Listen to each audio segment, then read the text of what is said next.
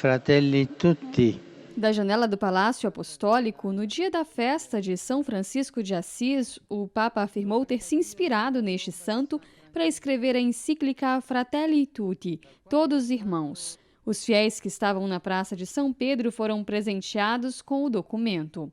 A encíclica foi assinada pelo Papa Francisco no sábado, na cidade de Assis, cerca de 2 horas de Roma. É a primeira vez que uma encíclica é assinada fora dos muros vaticanos. O Papa Francisco escolheu a Basílica de São Francisco de Assis, mais precisamente a capela onde estão os restos mortais deste santo, para assinar este documento dedicado à fraternidade universal. Francisco era esperado por muitos peregrinos e moradores de Assis para sua 4ª viagem à cidade, mas, como havia anunciado, essa era uma visita privada.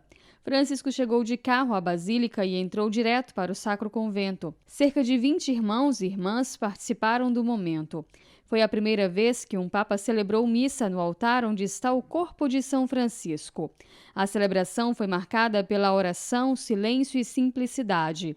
No final da missa, o Papa assinou sua 3ª encíclica, a 2ª de cunho social. O documento original foi escrito em espanhol. Francisco convidou 3 sacerdotes que trabalham no setor da tradução do Vaticano para agradecê-los pelo trabalho. Entre eles, Padre Antônio, que traduziu do espanhol para o português. A encíclica vai ser mantida com o nome em italiano, Fratelli Tutti, já que o título foi extraído de uma exortação feita por São Francisco a seus irmãos e irmãs. Na introdução, o Papa explica que se inspirou mais uma vez no pobrezinho de Assis para escrever ao mundo, mostrando o caminho de uma fraternidade que nos faz amar o próximo, respeitá-lo independente de raça ou nação.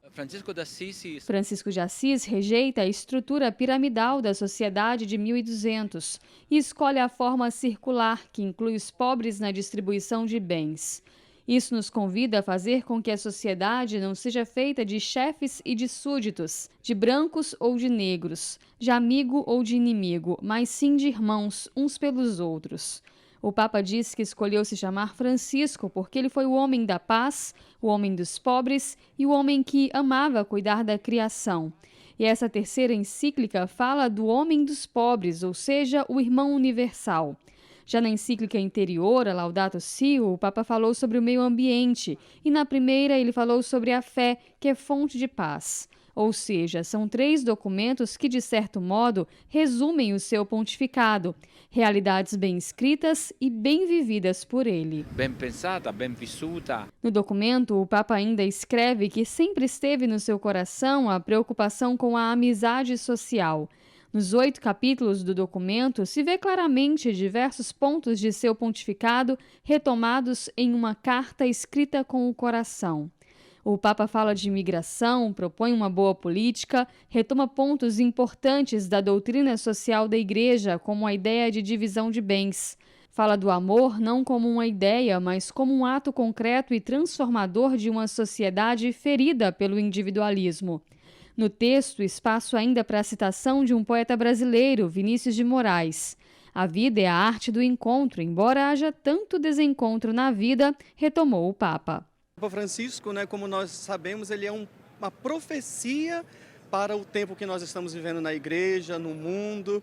De fato, ele é um homem escolhido por Deus para poder conduzir a igreja nesse tempo, sobretudo agora nesse tempo de coronavírus tão difícil, onde nós somos cobrados a um respeito pelo irmão, a um respeito à criação, a um respeito a todos aqueles que estão do nosso lado. Mesmo tendo sido uma visita relâmpago, quem estava em Assis vibrou com a presença do Papa, com a saudação de dentro do carro e com esta mensagem deixada por ele para toda a humanidade.